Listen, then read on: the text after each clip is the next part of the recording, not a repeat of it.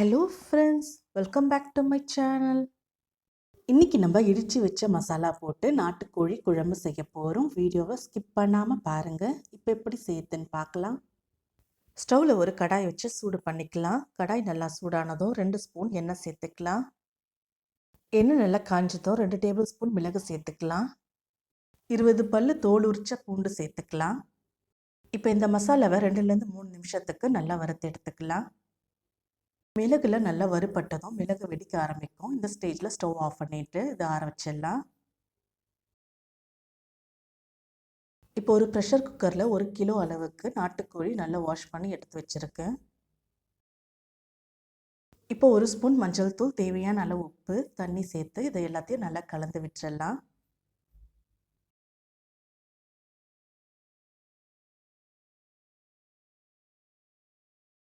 இப்போ ப்ரெஷர் குக்கரை மூடி 4லேருந்து 5 விசில் வர வரைக்கும் சிக்கனை வேக வச்சு எடுத்துக்கலாம். சிக்கன் வேகிறதுக்குள்ளே மசாலாவெல்லாம் இடித்து எடுத்துக்கலாம். நம்ம ஏற்கனவே வறுத்து வச்சுருக்க மிளகு பூண்டு மசாலாவை எடுத்துக்கலாம். இது எல்லாத்தையும் ஒன்றும் பாதியமாக இடித்து எடுத்துக்கலாம். மசாலா எல்லாத்தையும் நல்லா இடித்ததும் இது ஒரு பவுலில் மாற்றிக்கலாம். இப்போ அதே உரலில் 1/2 இன்ச் அளவுக்கு இஞ்சி, 10 பல்லு பூண்டு சேர்த்து நல்லா இடித்து எடுத்துக்கலாம். ஒன்றும் பாதியமாக இடித்தா போதும், ரொம்ப மையணுன்ற அவசியம் இல்லை. இப்போ இடித்த இஞ்சி பூண்டு ஒரு பவுலில் மாற்றிக்கலாம்.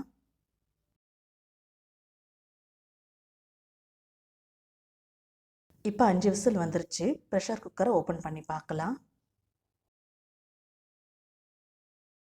சிக்கன் நல்லா சாஃப்டாக வெந்திருக்கு பாருங்கள். இப்போ நம்ம குழம்பு ரெடி பண்ணிக்கலாம். ஸ்டவ்வில் ஒரு கடாய் வச்சு சூடு பண்ணிக்கலாம். கடாய் நல்லா சூடானதும் 3 டேபிள் ஸ்பூன் எண்ணெய் சேர்த்துக்கலாம். எண்ணெய் நல்லா காஞ்சதும் பட்டை, கிராம்பு, ஏலக்காய், ஸ்டார் பூ சேர்த்துக்கலாம். இது கூடவே 1/2 ஸ்பூன் அளவுக்கு சோம்பு சேர்த்துக்கலாம். மசாலா எல்லாம் நல்லா பொரிஞ்சு வரட்டும். இப்போ பொடியாக நறுக்கி வச்சு வெங்காயம், இஞ்சி, பூண்டு, கருவேப்பிலை சேர்த்துக்கலாம். இஞ்சி பூண்டு இது போல் கட் பண்ணி சேர்க்கும் போது குழம்போட ஃப்ளேவர் இன்னும் நல்லாயிருக்கும். அதனால் இப்படி சேர்த்துருக்கேன். வெங்காயம் நல்லா பொன்னிறமாக்குற வரைக்கும் நல்லா வதக்கி விட்டுறலாம்.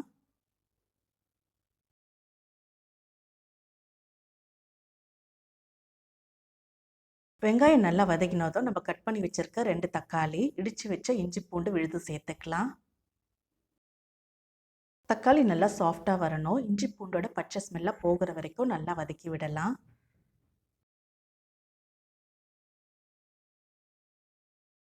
இஞ்சி பூண்டோட பச்சை ஸ்மெல்லாம் போயிடுச்சு. இப்போ நம்ம வேக வச்ச சிக்கனை சேர்த்துக்கலாம். சிக்கனை சேர்த்து எல்லாம் ஒன்று சேர நல்லா கலந்து விட்டுறலாம். இப்போ 3 டேபிள் ஸ்பூன் குழம்பு மிளகாய்த்தூள் சேர்த்துக்கலாம். நம்ம ஏற்கனவே சிக்கன் வேக வைக்கும்போது உப்பு சேர்த்துருக்கோம். அதனால் உப்பு பார்த்துட்டு தேவைன்னா உப்பு சேர்த்துக்கலாம். இப்போ சிக்கன் வேக வச்ச தண்ணியை சேர்த்து எல்லாத்தையும் நல்லா கலந்து விட்டுறலாம். உங்களுக்கு குழம்பு எவ்வளவு தேவையோ அதுக்கேற்ற மாதிரி தண்ணி சேர்த்துக்கலாம். இப்போ குழம்பு 3லேருந்து 4 நிமிஷத்துக்கு நல்லா கொதிக்க விடுங்க.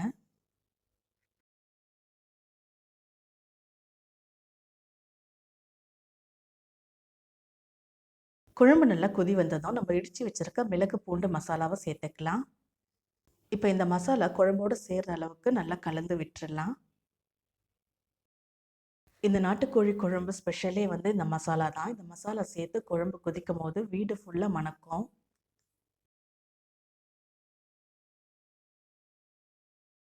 இப்போ குழம்பு நல்லா கொதிச்சு எண்ணெய் பிரிஞ்சு வந்திருக்கு பாருங்கள். இப்போ ஸ்டவ் ஆஃப் பண்ணிவிட்டு கொத்தமல்லி, கருவேப்பிலை சேர்த்து இறக்கிடலாம். அவ்வளவுதான், நாட்டுக்கோழி குழம்பு ரெடி ஆயிடுச்சு. சளி தொந்தரவுலாம் இருக்கும்போது இது போல் குழம்பு வச்சு சாப்பிட்டு பாருங்கள், சளியெல்லாம் விட்டுடும். இந்த குழம்பு இட்லி, தோசை, சப்பாத்தி, ரைஸ் எல்லாத்துக்குமே சூப்பராக இருக்கும். நீங்களும் ட்ரை பண்ணி பார்த்துட்டு எப்படி வந்துச்சுன்னு கமெண்ட்டில் சொல்லுங்கள். இந்த ரெசிபி உங்களுக்கு பிடிச்சிருந்தா லைக் பண்ணுங்கள், ஷேர் பண்ணுங்கள், கமெண்ட் பண்ணுங்கள். என்னோடய சேனலில் முதல் முறையாக நீங்கள் பார்க்குறீங்கன்னா மறக்காமல் சப்ஸ்கிரைப் பண்ணுங்கள். பக்கத்தில் இருக்க பெல் ஐக்கானை கிளிக் பண்ணுங்கள். அப்போ தான் நான் போடுற புது வீடியோவோட நோட்டிஃபிகேஷன்ஸ் உங்களுக்கு வரும். தேங்க்ஸ் ஃபார் வாட்சிங்.